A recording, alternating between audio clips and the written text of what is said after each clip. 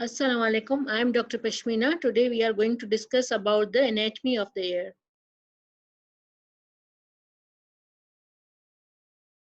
These are the learning objective of our study.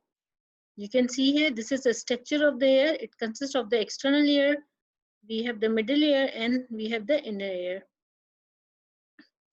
Now the air, it is divided into three parts. Anatomically, the air, it is divided into three parts.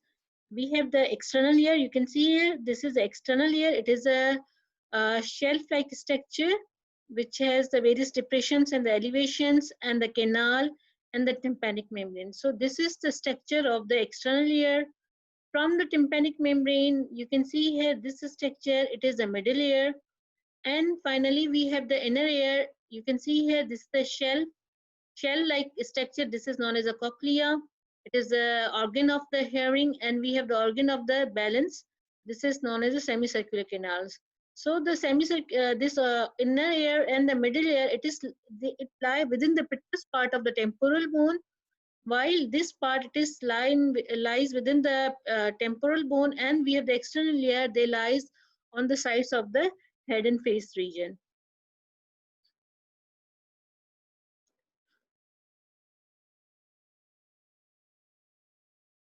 So the external and the middle ear, mainly they are concerned with the capturing the sound, and it transfers the sounds to the middle ear. And from the middle ear, this sound travels through these ossicles to the internal ear. And internal ear, it consists of the two parts: the organ of the hearing and the organ of the balance. The tympanic membrane separates the middle ear with the external ear, while the pterygotympanic tube or auditory tube, it connects the middle ear with the nasopharynx.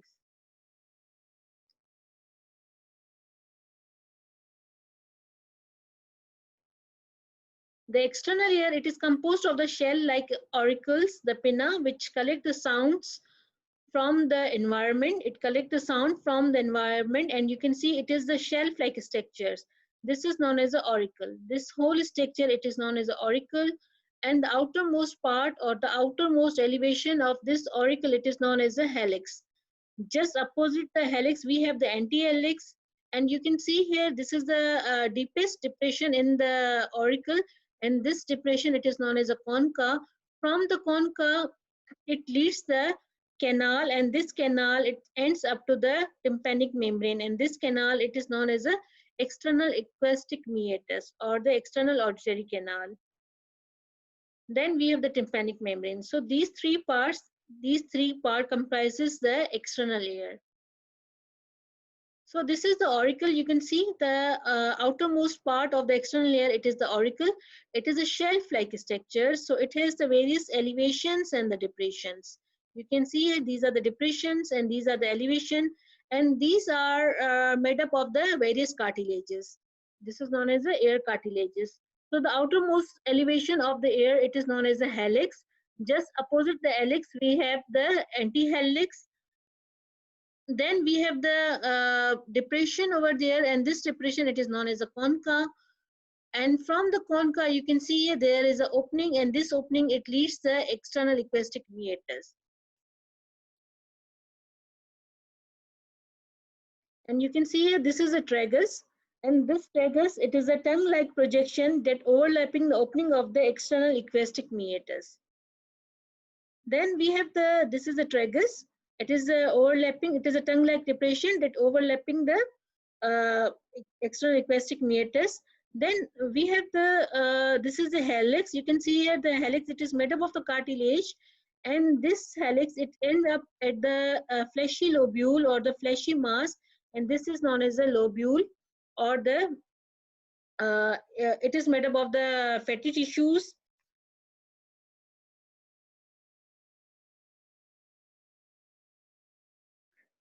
Some fibrous tissues, some fatty tissues, and some blood vessel. So here it is the only part of the external layer which is in which we have the no any cartilage over there. So cartilage is absent in this area. And this area or the lobule, it is used for the taking samples from there because it is highly vascular, and it is also used for the inserting the earrings. The blood supply of the auricle is from the posterior auricular and the superficial temporal arteries, it is innervated temporal arteries, and these arteries, they are coming from the maxillary arteries. Then it is innervated by the or greater auricular and the auriculotemporal nerves. The greater auriculotemporal nerve supply the medial or the cranial part of the auricle, which is known as the back of the ear. You can see here this part of the auricle, it is made up, it is supplied by the greater auricular nerve, while the posterior part of the helix, it is supplied by the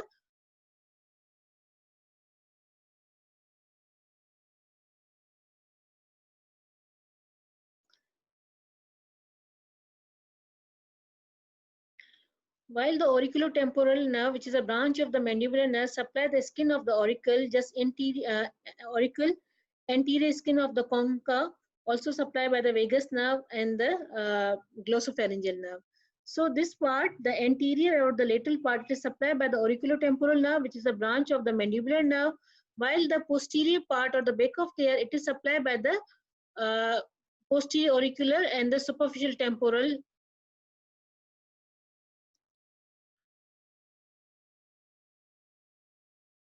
So you can see here, this is the structure of the auricle, and it is supplied by the posterior auricular and the superficial temporal arteries, which is the branches of the maxillary arteries, while it is innervated by the greater auricular nerve and the auriculotemporal nerve. The greater auricular nerve, it supplies the posterior part or the back of the auricle, while the anterior and the lateral part of the auricle and the concha, they are supplied by the auriculotemporal nerve, which is the branch coming from the mandibular nerve.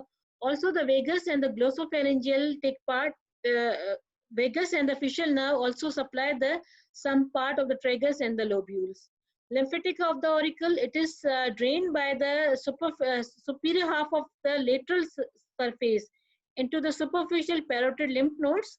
So this part, it is drained into the superficial parotid lymph nodes, while the back or the mastoid part, it is drained into the, so this part, the back of the auricle, the superficial and the back of the auricle from the posterior side, they are drained into the mastoid and deep cervical lymph nodes, while rest of the auricle, it is drained into the superficial cervical lymph nodes.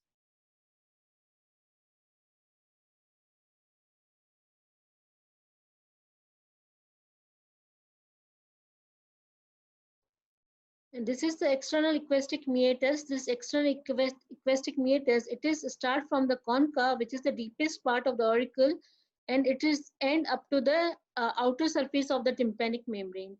This canal, it lie within the temporal bone. So it is its lateral 1/3, it is made up of the cartilage, which is formed by the auricular cartilages, while its medial 2/3, it is made up of the temporal bone. It is covered by the epidermis, and it is lined by the simple cuboidal epithelium. External equestic meatus, it is covered with the skin, hair, and modified sweat glands, which produce the wax or the cerumen. Its diameter, it is wider. Its diameter, it is wider laterally and narrow medially. You can see it is wider laterally and narrow medially. When we examine the external equestic meatus and the tympanic membrane by pulling the air superiorly, posteriorly, and slightly laterally. When we do the examination of the tympanic membrane, what we do, we pull the auricle superiorly, somewhat posteriorly, and slightly laterally. By this way, we easily see any pathology in the tympanic membrane.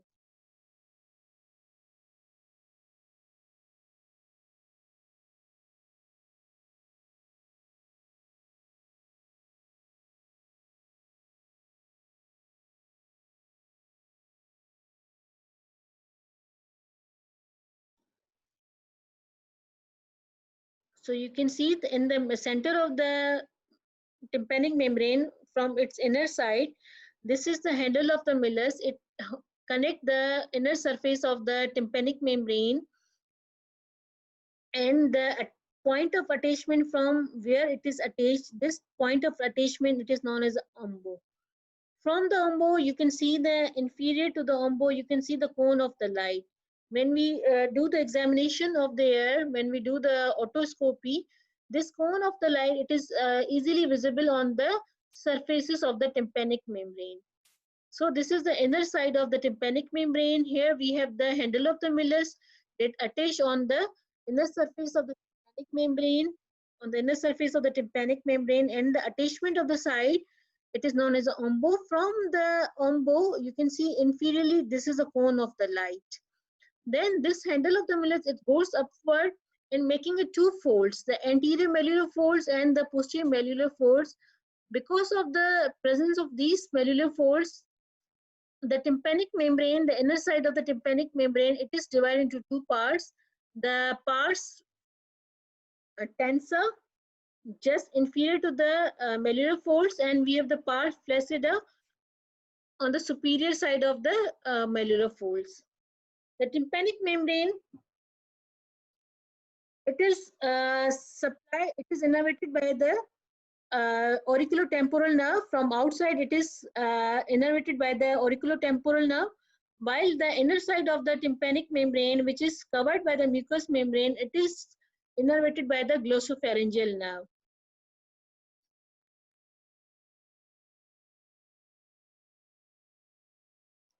Now you can see the middle ear. The middle ear is an air-filled mucous membrane-lined space in the temporal bone. It is separated from the external ear by the tympanic membrane laterally, and also separated from the inner ear by the oval window medially. Now you can see here, this is the structure of the middle ear cavity. So this is a tympanic membrane, and this tympanic membrane, it separates the external gastric meatus and the external ear with the middle ear, and this is the oval window. You can see here, this is the oval window, and this oval window separates the middle ear with the inner ear. In the middle ear, we have the two parts. We have the tympanic membrane, the inner surface of the tympanic membrane. You can see this is the handle of the Miller's that attach on the inner surface of the tympanic membrane, and you can see this is a space and this is space just above the tympanic membrane within the petrous part of the temporal bone, and this space, it is known as a anti-tympanic recess. This is known as the epitympanic recess. So in the middle ear, we have the inner surface of the tympanic membrane, we have the superior from the tympanic membrane, we have the epitympanic recess, and we have the three bones. You can see these are the three bones within the middle ear cavity, and these three bones are known as the Miller's, Encke's, and we have the Stapp's.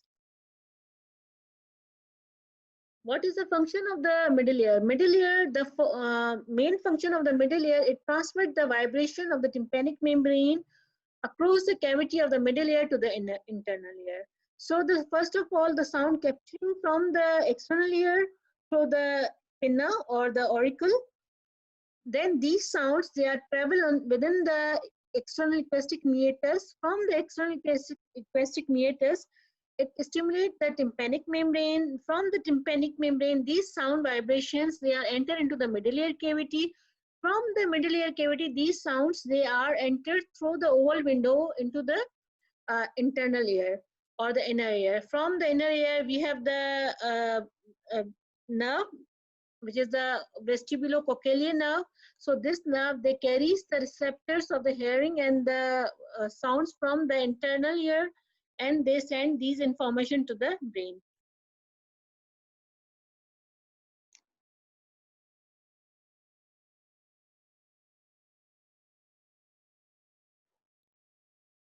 In the middle ear cavity, you can see in the middle ear cavity, we have the various, this is the middle ear cavity. So within the middle ear cavity, we have the, because it is a cavity, so it has the wall, it has the roof, it has the floor, it has the four walls. The lateral wall, you can see here, in the lateral wall, we have the tympanic membrane. In the medial wall, we have the structure of the inner ear. But first of all, we have the oval window. Then in the anterior wall, we have the pharyngotympanic tube. You can see here the pharyngotympanic tube, and this tube connect the middle ear with the nasopharynx. So we have the lateral boundary, medial boundary, anterior boundary, and we have the posterior boundary. You can see here the epitympanic recess and all this. This is the posterior boundary. We have the roof and we have the floor. So all these are the boundaries of the middle ear cavity. Now you can see here the boundaries of the middle ear cavity. It is a six-walled cavity. So it has the roof, it has the floor, it has the, you can see here it is the tympanic membrane which is dissect over there. It is dissected here. You can see here this cavity, it is a middle ear cavity. This is the medial wall, this is the anterior wall, and this is the posterior wall. So this is the posterior wall, this is the anterior wall, this is the roof, this is the floor, and this is the medial wall, while the lateral wall, it cannot be shown in this diagram. So the roof, it is also known as a tegmental wall or the roof of the middle ear cavity. Then we have the floor, it is also known as a jugular wall or the floor, the anterior wall, which is also known as a carotid wall, and the pharyngotympanic wall. Then we have the posterior wall or this wall, it is also known as a mastoid wall. We have the medial wall, which is also known as a labyrinthine wall, and we have the anterior wall, which is also known as a tympanic wall. So roof of the middle ear cavity, it is made up of the tegmental plate of the petrous part of the temporal bone. You can see the petrous part of the temporal bone. It is lie within between the middle cranial fossa and the posterior cranial fossa. When you see the cranial cavity, within the cranial cavity, you can see the junction, or there is a separations of the bone, or there is a presence of the petrous part of the bone that separate the middle cranial fossa with the posterior cranial fossa. So within the petrous part of the temporal bone, here we have the middle ear cavity and the inner ear cavity. So in the middle ear cavity, the wall of this cavity, it is formed by the tegmental plate, which is the part of the petrous part of the temporal bone. When you can see the cranial cavity, you can over there in the cranial cavity, you can see the jugular foramen. So this jugular foramen, it is forming the floor of the middle ear cavity. So this is the wall, this is the floor, which is formed by the jugular plate or the jugular plate, or you can see the petrous part of the temporal bone में आपको बेटा एक चीज मिलेगी, which is the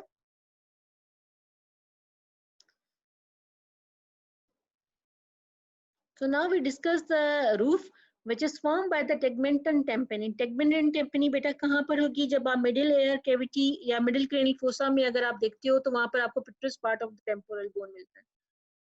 This petrous part of the temporal bone की एक thin plate होती है, which makes the roof of the middle ear cavity.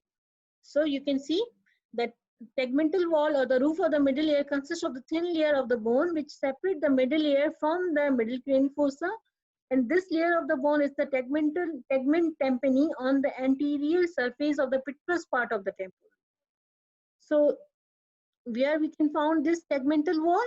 Within the petrous part of the temporal bone that separates the middle ear cavity with the posterior cranial fossa, and this petrous part of the temporal bone पर बेटा आपको एक छोटी सी, it is a thin plate which is known as a tegment tympani that makes the roof of the middle ear cavity.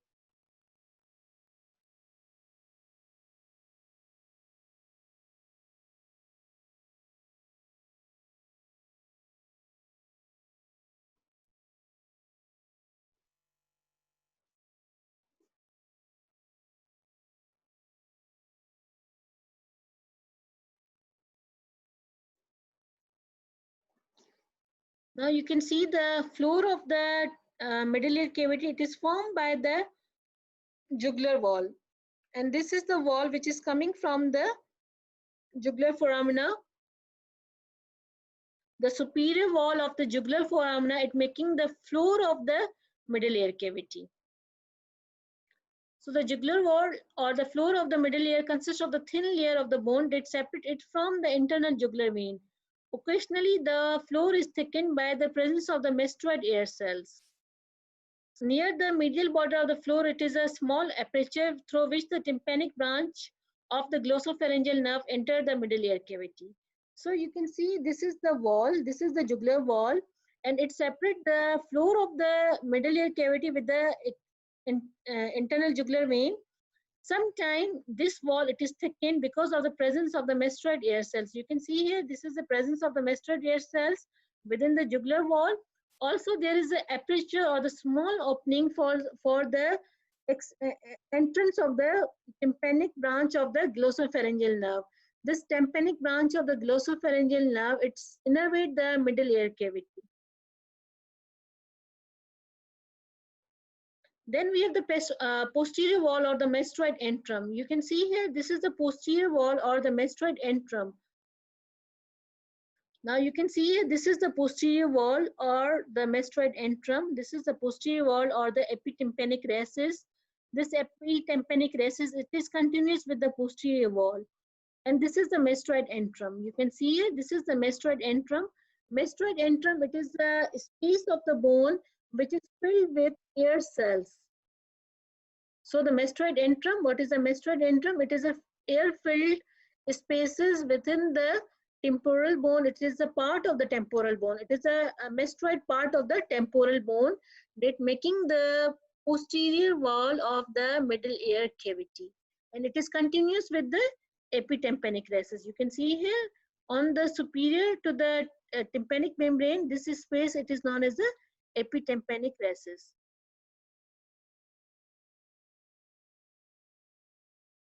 Now you can see here, this is the posterior wall and this is the mastoid antrum. This is the opening of the posterior wall into the mastoid bone of the temporal bone. And the mastoid bone of the temporal bone, it is filled with the ear cells.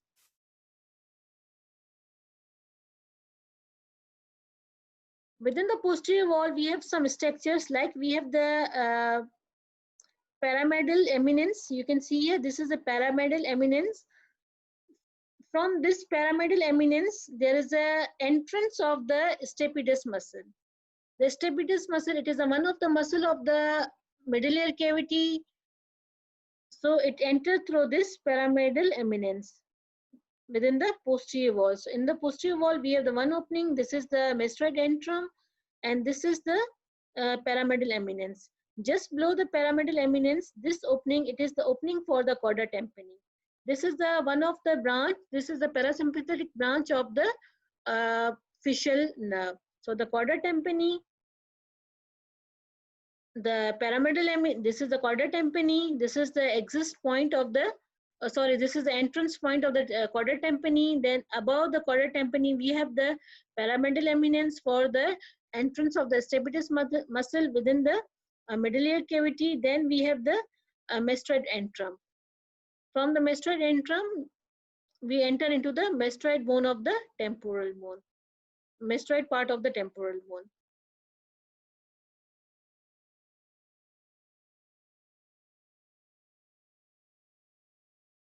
Then you can see this is the mastoid antrum. This is the mastoid antrum. It is a posterior to the epitympanic recess of the middle ear, and it is the middle ear is the auditus to the mastoid antrum, which is the opening of the mastoid antrum. So you can see here, this is the auditus to the mastoid antrum. This is the opening into the mastoid antrum or the mastoid antrum. What is? It is the cavity which is continuous with collection of the air-filled spaces, the mastoid ear cells. The mastoid antrum is separated from the middle cranial fossa by thin tegment tympani. So this is the tegment tympani, and you can see here this is the mastoid antrum, and the mastoid antrum, it is the air-filled cells within the mastoid part of the temporal bone. So this is the middle ear cavity. You can see here this is the middle ear cavity. This is the epitympanic recess, which is continuous with the mastoid antrum through the auditus. The auditors, it is a, you can see the auditors, it is a gateway to enter into the antrum, mastoid antrum, from the posterior wall of the middle ear cavity. The mucous membrane lining the mastoid ear cell, it is continuous with the mucous membrane throughout the middle ear. So any infection in the middle ear cavity, it may be referred to the mastoid antrum, because the mucosal lining of the mastoid antrum and the middle ear cavity and the tympanic tube or the pharyngotympanic tube or the auditory tube is the same. And this whole space, it is supplied by the glossopharyngeal nerve from their tympanic branch. So you can see here, this is the posterior wall of the middle ear cavity. In the posterior wall, we have the auditus. This is the mastoid antrum. Then we have the, you can see here, if there is a pyramidal eminence from which the stapedius muscle, it enter into the middle ear cavity and it is attached on the steps muscle, step bone. Then we have the chorda tympani from the facial nerve. Also, it enter into the middle ear cavity from the chorda tympani opening. Now you can see here, this is another diagram of the posterior wall of the middle ear cavity. This is the mastoid antrum. This is the facial nerve just behind the posterior wall of the middle ear cavity. From here, we have the chorda tympani, and this chorda tympani, they enter into the middle ear cavity from the posterior wall. Just above the chorda tympani, you can see here, this is the stapedius muscle. This is a pyramidal eminence for the stapedius muscle.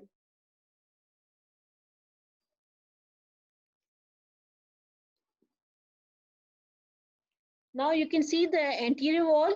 The anterior wall of the middle ear cavity, it consists of the various openings. It is partially filled, or you can say the partially complete wall, because it has the various opening.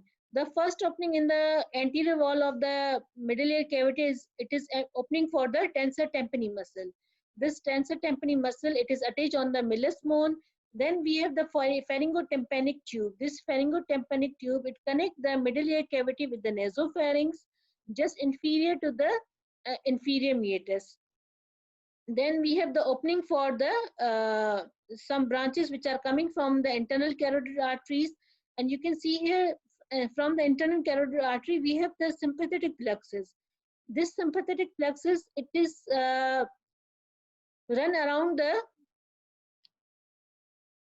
internal carotid artery, and from here, this sympathetic plexus, it enter into the middle ear cavity from the anterior wall, and it join the tympanic membrane. Then we have the exit point of the chorda tympani nerve. So you can see here, the chorda tympani nerve, they enter into the middle ear cavity from posterior wall. It run along the middle ear cavity. Then it exits from the middle ear cavity from its anterior wall. Now you can see here, this is structure I will told you later. So in the anterior wall, we have the opening for the tensor tympani, we have the opening for the pharyngotympanic tube. This pharyngotympanic tube, it connects the middle ear cavity with the nasopharynx, and where it is open into just inferior to the inferior meatus, nasal meatus. Then we have the opening for the sympathetic plexus. Sympathetic plexus, they make a nerve, a single nerve, which enter from the anterior wall of the middle ear cavity and enter into the middle ear cavity. Then we have the exit point for the chorda tympani nerve.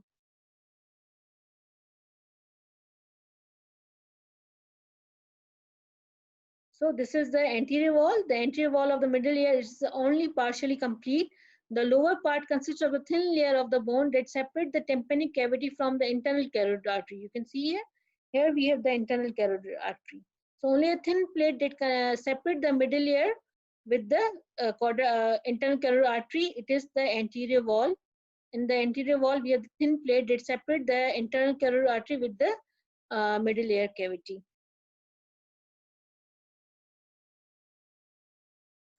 Then the wall is deficient superiorly because of the presence of the large opening for the entrance of the pharyngotympanic tube into the middle ear cavity that connect the middle ear with the nasopharynx, then the small opening for the canal containing the tensor tympani muscle. You can see here, this is a small canal for the tensor tympani muscle.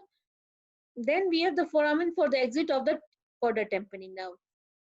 So all these are associated with the anterior wall of the middle ear cavity. Now the medial wall or the promontory, tympanic plexus, oval window, round window. All these structures, they are concerned with the medial wall of the middle ear cavity, and this wall, it is very important. Now you can see here the medial wall, also known as the labyrinth wall, because of the presence of the promontory. What is the promontory? Promontory, it is a impression which is created by the presence of the cochlea. Cochlea on the inner ear, they making an impression on the medial wall of the middle ear cavity, which is known as a promontory. In the promontory, you can see here this yellow color structure. These nerve, these are the branches are coming from the tympanic membrane. The tympanic membrane, tympanic nerve.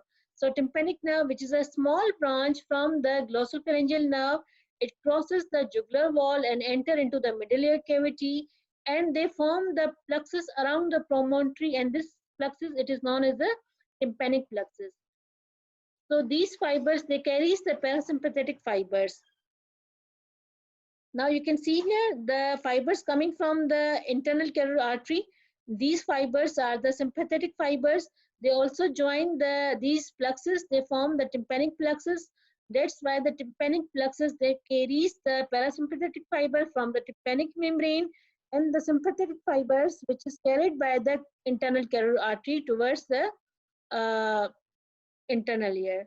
सो बेटा जो आपके internal carotid artery fibres carry कर रही है, वहां से आपके parasympathetic fibres आएंगे. They join the plexus on the promontory, while the plexus on the promontory, it is formed by the tympanic branch of the glossopharyngeal nerve. Together, the sympathetic fibers and the parasympathetic fibers, they form the plexus around the promontory, and this plexus, they supply they innervate the middle ear cavity, the mastoid antrum, and the pharyngotympanic tube. Because the mucous membrane of all these areas, they are innervated by the tympanic membrane, tympanic plexus. Now the tympanic plexus, they make a nerve, and this nerve, it is known as a lesser petrosal nerve. So this lesser petrosal nerve, it exits from the middle ear cavity, and they exit the middle ear cavity, then they exit from the foramina ovale to enter into the infratemporal fossa, where it joined the aortic ganglion. Or aortic ganglion, you know very well, the aortic ganglion, it is a ganglion that carries the parasympathetic fibers or the secrete motor fibers towards the parotid gland.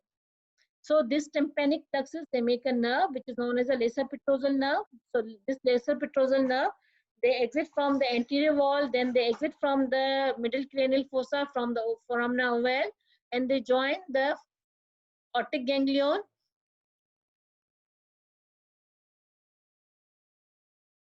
From the aortic ganglion, you can see the nerve is goes downward, is the auriculotemporal nerve. So this lesser petrosal nerve, they join the auriculotemporal nerve to reach the parotid gland. By this mean the the parotid gland, it is supplied by the glossopharyngeal nerve, not by the facial nerve, because all the glands of the face and the head neck region, it is supplied by the facial nerve except the parotid gland, which is supplied by the glossopharyngeal nerve through its lesser petrosal nerve. And how the lesser petrosal nerve is formed? Lesser petrosal nerve is formed because of the plexus around the promontory that makes the nerve which is known as a lesser petrosal nerve.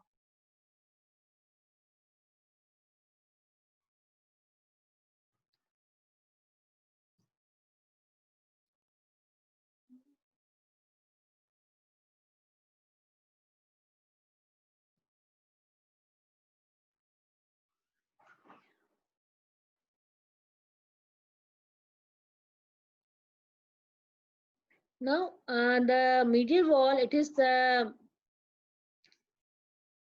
you can see this is the promontory on the medial wall, which is formed by the a presence of the base of the cochlea on the which is present in the inner ear. So they make the impressions, and this impression you can see on the medial wall of the middle ear cavity. This is the promontory. On the surface of the promontory, we have the tympanic plexus. Now, just superior lateral to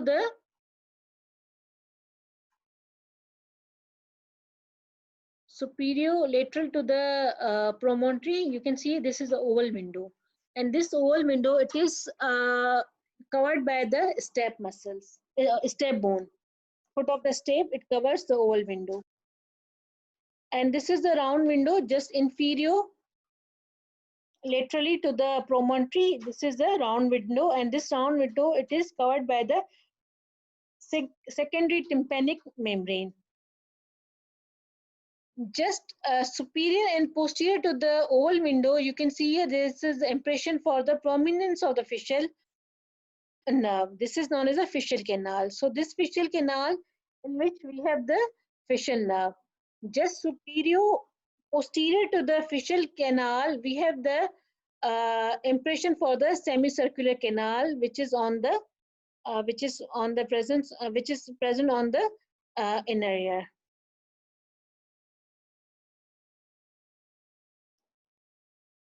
So this is a part of the inner ear, and it making the impression on the medial wall of the middle ear cavity. Also, this is the impression for the cochlea, and this impression, it is known as a promontory. Because of the base of the cochlea, they make the impression on the medial wall of the middle ear cavity. In the lateral wall, it is made up of the, you can see the tympanic membrane, and superior to the tympanic membrane, we have the epitympanic recess. So the epitympanic recess, it is a part that connect the lateral wall with the posterior wall. And this is connect the anterior lateral wall with the posterior wall and the mastoid antrum also.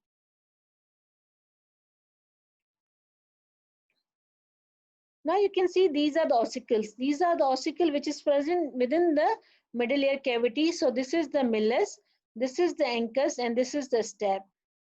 The millus, it is also known as a hammer because it is a shape like a hammer. It is the first bone of the middle ear cavity, and you can see the handle of the millus which is attached on the tympanic membrane on its inner surface. The part of the millus, it includes the handle of the millus, the anterior process, the posterior process, the neck of the millus, and the head of the millus. Function of the millus, it is transmit the sound waves of the vibrations from the tympanic membrane to the ancus. So this millus, when it stimulates the ancus as well. Now you can see that this is the ancus. The ancus, it is a second bone in the series of the ossicles. The part of the ancus, it includes the long process, the short process, the body, and the so the body of the ancus, you can see here. This enlarged body of the ancus, it articulates with the head of the ancus by the synovial joint. So the head of the millus, it articulates with the body of the ancus, and this short process of the ancus, and you can see this is the neck of the ancus, and this is the long process of the ancus.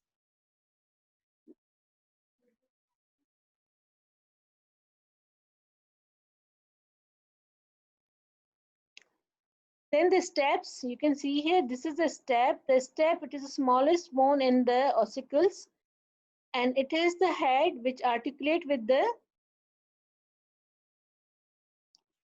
long process of the ancus. This head of the ancus, it is articulate with the long process of the ancus by means of the synovial joint. And these are the two limbs, the right and left limbs of the ancus, or you can say the lateral limbs of the ancus. And this is the foot plate or the base of the ancus, which is attached on the round oval window by means of the annular ligament. So annular ligament, it connects the foot plate or the step of the ankles with the oval window. You can see here, this is the step. So this step, it is attached with the round window by means of the annular ligament, which is attached on its peripheries. It holds the anchor, step of the anchors or the foot plate of the anchors with the oval window. So this is the Milles. You can see here the handle of the Milles attached on the inner surface of the tympanic membrane. This head of the Milles, it is articulate with the body of the anchors. Now the body of the anchors, you can see here the long process of the anchors, it is articulate with the head of uh, the long process of the step articulate with the head of the anchors, and the foot plate or the step of the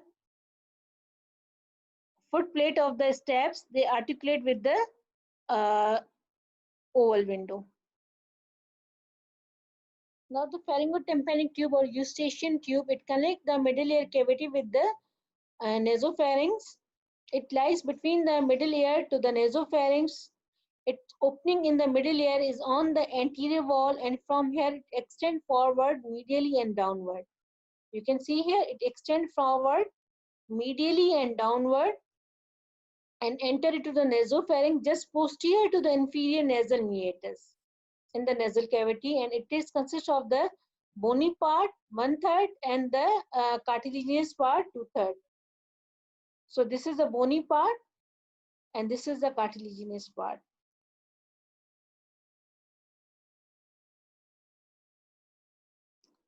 And the bony part, it is easily visible on the base of the skull, just posterior to the foramina ovale and the foramina spinosa.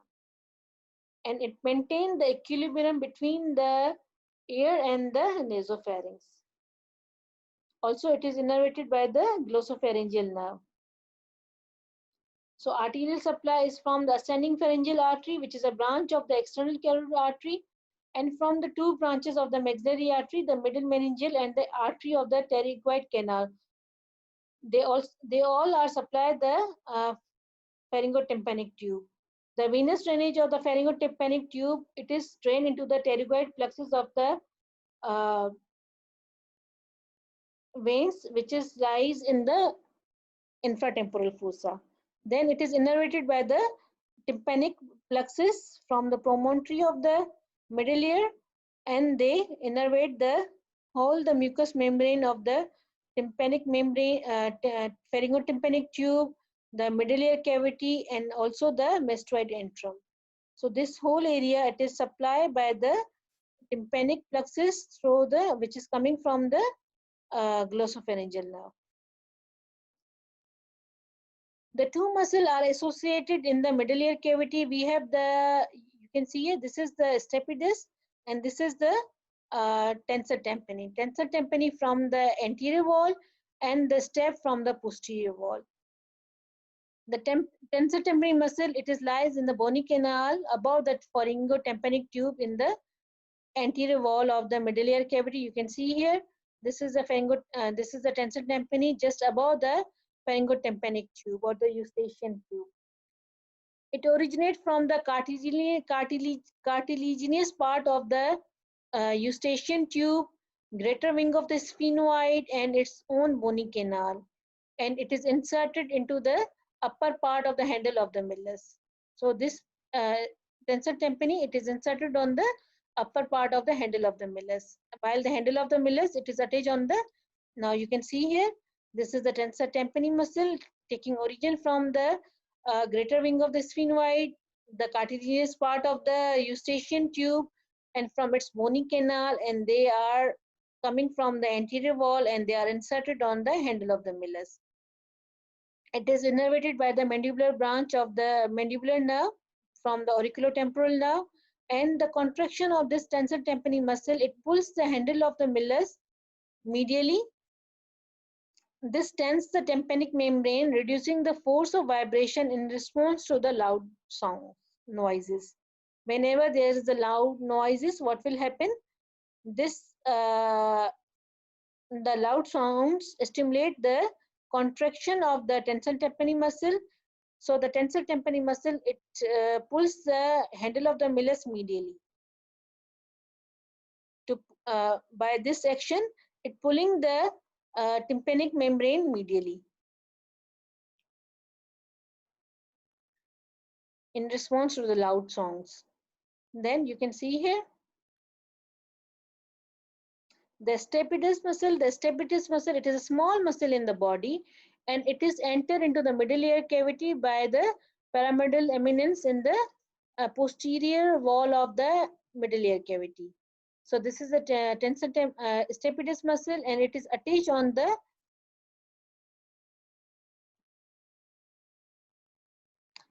neck of the steps. You can see here it is attached on the neck of the steps. It is coming from the pyramidal eminence, and this inserted on the neck of the steps. It is innervated by the motor nerve, which is known as the nerve to the stapedius muscle. This is coming from the facial nerve. Okay, nerve to the stapedius muscle, which are coming from the. It is the first motor nerve of the facial nerve, and it is known as the nerve to the stapedius muscle. The contraction of the stapedius muscle, usually in response to the loud sounds, it pulls the steps posteriorly and prevent the excessive oscillation. So it is help in the loud sounds. What will happen? Do the pulling the steps posteriorly to avoid the loud sounds.